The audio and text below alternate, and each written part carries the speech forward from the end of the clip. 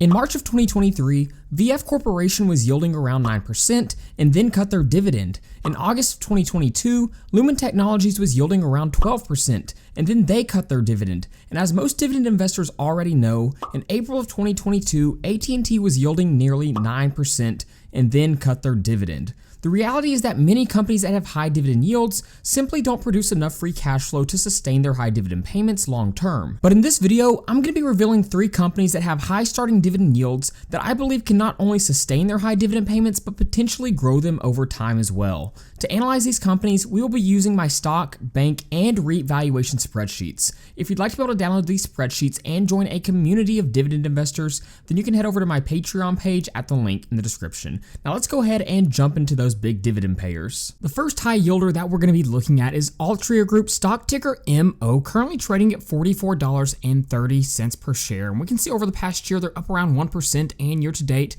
down a little over 2.5%. Now look at this starting dividend yield. It's currently sitting at 8.44%. So this is a massive dividend payer. Now we are going to come back and look at some of these dividend metrics here in just a second, but I want to go ahead and jump into my stock valuation spreadsheet. We'll go ahead and come up here and plug in MO and hit enter, and you can see this data will load in. Again, you can download this on my Patreon page, but if we come over here, we can see the current dividend payout sitting at $3.76 per share. Now here's what's interesting. The payout ratio right here showing 119.5%. So obviously that's a huge red flag. So that's something we need to dig into, because obviously we want to invest into companies that pay out sustainable dividends. So let's go ahead and jump back over to Seeking Alpha. And if we click right here on dividend safety, we can see a lot of the payout ratios that we're looking at. Now, usually on this spreadsheet, it's going to show the payout ratio for the trailing 12 months as a result of earnings. It looks like it hasn't been updated within the last few weeks, but we can see right here the dividend payout ratio for the trailing 12 months for Altria Group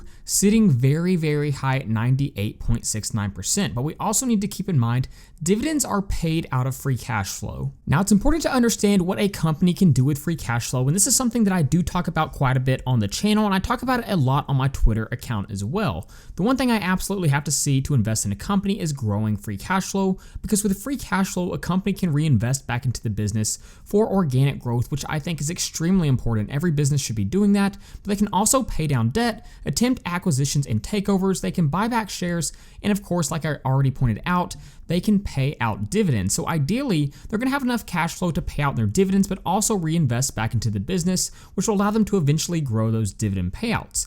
And if we go back over to Seeking Alpha, we can see the cash flow payout ratio for MO is currently sitting at around 85.44%. Now, honestly, that's actually a little bit higher than I typically like to see it. But here's what's good about this company. If we scroll down a little bit lower and look at this payout ratio chart right here, we're looking at the past 5 years. What you'll notice is over the past 5 years, this payout ratio has stayed within the 70 to 80% range on a very consistent basis. So in my opinion, this leads me to believe that management is looking to pay out around 70 to 80% of their free cash flow in the form of dividends. But here's what's good, that leaves a little bit left over to reinvest back into the business. So what does that allow them to do? Well, if we jump over to the dividend history, one of the things you'll see is this company has actually done a pretty good job of increasing the amount they pay in dividends year over year. Starting out in 2013, they were paying out around 44 cents per share every quarter, and jump forward to now, it's now sitting at 94 cents a share every single quarter. So if we look at those dividend growth rates, for the past 5 years, it's sitting at 6.69%. So a dividend growth rate at nearly 6.7%, combined with the fact that the payout ratio has stayed within the same range over that time period, to me is actually a pretty good sign. Let's go ahead and jump back over to my stock valuation spreadsheet and do some valuations. You can see analysts currently have a target price of around $49.39, and it has a beta of just 0.59, so you should see very little volatility with this company. Now, the first valuation model that we will be looking at is known as Graham's valuation. This is a valuation model invented by Benjamin Graham to calculate intrinsic value. So the first thing we need is our earnings per share. This is a forward-looking projection. Then we multiply it by our growth rate projection, which is currently sitting at 4.5, which is in line with analyst expectations. I then multiply it by 4.4, which is the average yield of AAA corporate bonds, and divide by Y, which is the current yield on AAA corporate bonds. And at this time of this video, it's sitting pretty much the highest it's been over the past few months, which will drive down this valuation quite a bit. But as you can see, we come to an intrinsic value of $51.85, which is actually a little bit higher than that current trading price. Now, moving forward and looking at our discounted cash flow analysis, this is important because, again, we want to be looking for growing free cash flow. And the idea behind this valuation model is it values a company based on how much future free cash flow they're going to produce. So I need to project a growth rate to the future free cash flows. So I looked at the historical data and also looked at future projections, and I'm projecting a free cash flow growth rate of around 3.5% moving forward. So I applied that growth rate to the future, found the present value of those future free cash flows and added them together, added the company's cash and cash equivalents, subtracted out total debt to get that equity value, divided by shares outstanding, and I came to a discounted cash flow price per share of $59.71. Now the next valuation model we're looking at is the multiples valuation model, and you can see here we have some pretty good comparable companies, and that's good because the idea behind this valuation is we should be able to value MO based on how the market is valuing companies similar in structure. So we're taking the stock price, dividing by the earnings per share to get the price to earnings multiple for these companies. We then take the average price to earnings, multiply it by MO's earnings per share, and we come to an intrinsic value of $38.26. Now I think some people will make the argument that MO might trade at a slight premium compared to some of these companies due to its rich history of paying out and increasing dividends over time, but nonetheless we do come to an intrinsic value of $38.26. Now the last valuation model we will look at is the dividend discount model. This values a company based on how much they pay out in dividends and how much that dividend increases over time. So you can see here I plugged in the quarterly dividend payouts over the last few years, so we can see how much they pay out each year, and now we can see our year-over-year dividend growth rates. We had 5%, 2.38, 4.65, and 4.44, so that's an average growth rate of around 4.12%. Moving forward, I am projecting a dividend growth rate of around 2.5%, so that is a little bit lower than that average growth rate, but I do think it will slow down just a little bit. But with a discount rate of around 9%, we come to a dividend discount model price per share of $59.29. So when we jump over to our output tab, we can see our four valuations: grams at 51.85, multiples at 38.26, which again, I think it may trade at a slight premium, so this might not be the most fair projection. I think it could be a little bit higher, but we come to a DCF at 59.71 and dividend discount model at 59.29. So with all four of those averaged together, we still come to an intrinsic value of $52.28. Current trading price currently sitting at around $44.30 per share, so that's a 15.26% difference. So even with a 10% margin of safety, it looks like this company does fall within our acceptable buy range, and with a 20% margin of safety, we're looking at an acceptable buy price of $41.82. So in my opinion, it does look like this big dividend payer may be slightly undervalued at its current prices. Keep in mind, you definitely won't see as much growth potential or dividend growth potential, but you will be getting a pretty nice starting dividend yield and big dividend payments. The second company we're going to be looking at is a real estate investment trust, and that REIT is Vici Properties, stock ticker VICI, currently trading at $31.08 per share. And we can see they actually haven't done too good over the past year, down around 9%, and year to date down around 2.13%. Now the starting dividend yield obviously pretty decent, currently sitting at around 5%. But keep in mind, with any high yielding dividend company, like I've already talked about, we also want to make sure that dividend is sustainable. And ideally, I'd love to see that dividend grow over time. So let's jump into that dividend history. Now, the company hasn't existed for a super long time, but during that time period, they have done a pretty good job of increasing the amount they pay out in dividends. You can see in 2018, they were paying out around 16 cents per share every quarter, and jump forward to now, it's all the way up to 39 cents per share every single quarter. So that's actually really good dividend growth, especially for a real estate investment trust. Let's go ahead and dig into that dividend safety. Now you can see here, the dividend payout ratio is showing 71.5 and the cash flow payout ratio showing right at 70%. But this is really important to understand. When you're analyzing a real estate investment trust, payout ratio and cash flow payout ratio is not the best way to judge the safety of a dividend payout. REITs are required to pay out 90% of their taxable income in the form of dividends every single year. And those dividends are paid out from their adjusted funds from operations. So we need to be looking at the AFFO payout ratio, which you can see right here is sitting at 75.47%, which is actually pretty close to in line with most real estate investment trusts. So I do think this payout ratio is pretty safe. So I think we're looking at a decently safe payout ratio. Let's go ahead and jump back over to the summary tab. And we can see over the past 5 years it actually has performed pretty well despite the poor performance over the past year and year to date. Now, Vici Properties is kind of a unique real estate investment trust because most of the properties that they own are on the iconic Las Vegas Strip. To me, that's somewhat of a competitive advantage because I consider that very high quality real estate that isn't going away anytime soon. So with all of that being said, let's go ahead and jump into my REIT valuation spreadsheet to see if we can calculate the intrinsic value of VICI. We're going to be looking at actually some different valuation models. Since this is a real estate investment trust, we are going to be valuing it a little bit different. Now, we already touched on the dividend metrics over here, but we can see analysts currently have a target price of $37.24.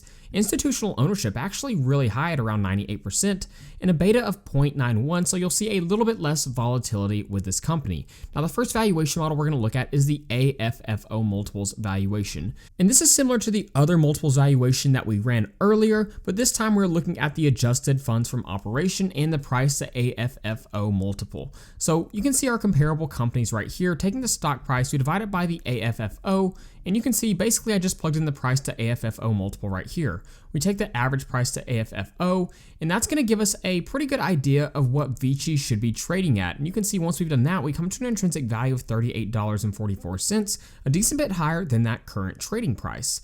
Now, typically one of my favorite things to look at for real estate investment trusts is a historical price to FFO model. It helps us see how the company has traded at historically and consider if it's undervalued or overvalued compared to its historical data. But unfortunately, we don't have a lot of good data for VICI, especially since it is a younger real estate investment trust, so I'm not using it in this scenario. So we're going to go ahead and move forward and look at our dividend discount model. Now, again, we've already talked about this, but the idea behind the dividend discount model is it values a company based on how much they pay out in dividends and how much that dividend is increasing over time. Now, we can see right here, the dividend payouts are plugged in, and we can see our yearly dividend payout. So the dividend growth has been pretty decent. We have 3.5, 10.7, 9%, and 8.33. So that's an average growth rate of 7.91%. Moving forward, I'm projecting a dividend growth rate of 4.25%, discount rate of 8.5, and that gives us a dividend discount model price per share of $38.27. Now, the next valuation model that I typically run on real estate investment trusts is going to be the net asset value valuation. And I'll do this for some companies, but a lot of the times it's really hard to project some of these variables, so I don't think it provides the most fair valuation. So I actually am not going to use it in this scenario. So when we jump to our output tab, we can see the two valuations that we used. AFFO multiples 38.44 and dividend discount model really close to this other valuation, sitting at 38.27, and that gives us an intrinsic value of $38.35. The current trading price is currently sitting at around $31.08. So with a 10% margin of safety, you can see our acceptable buy price sitting at around $34.52. With a 20% margin of safety, acceptable buy price sitting at around $30.68. Now, full disclaimer, this is actually a company that I added a few shares up to my portfolio just the other day. I think it owns some really high quality real estate, has a nice starting dividend yield. I think we'll see some pretty decent share price appreciation, but I also like the fact that we should see some dividend growth from this company. The third high yielding company is a bank stock, and that is US Bancorp, stock ticker USB, currently trading at $39.45 per share. And we can see over the past year, actually down quite a bit, around 17.23%. Year to date, down almost 12%. But get this, over the past month, up nearly 18%. They have been on a huge run up, and at their current trading price, they're yielding right at 5%. Let's go ahead and dig into that dividend history, and you can see for bank stock especially, they've done a pretty good job of increasing their dividend payouts over time. Now keep in mind, most bank stocks won't raise dividends during difficult economic time periods. So for example, we can see from 2019 to 2020, it doesn't look like they increased their dividend payouts any. But if we look at the dividend safety, one of the things you will notice is the dividend payout ratio sitting at 53.19%. That's actually quite a bit higher than most bank stocks. So that is something to keep in mind, but I do still think it's relatively safe as of now. But let's go ahead and jump into a new spreadsheet. This is my bank valuation spreadsheet designed specifically for valuing banks and financial stocks. So let's go ahead and come up here and plug in the stock ticker USB and hit enter. And again, the data will load in.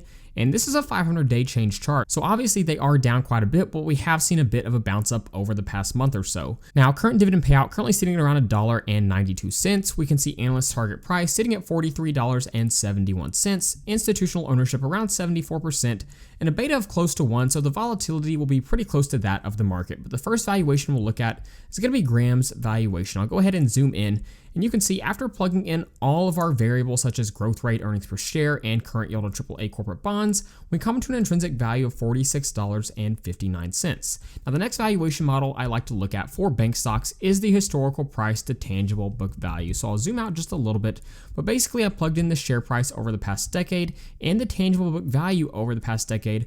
So we can see our historical price to tangible book value over this time period, and obviously it's charted out right here as well.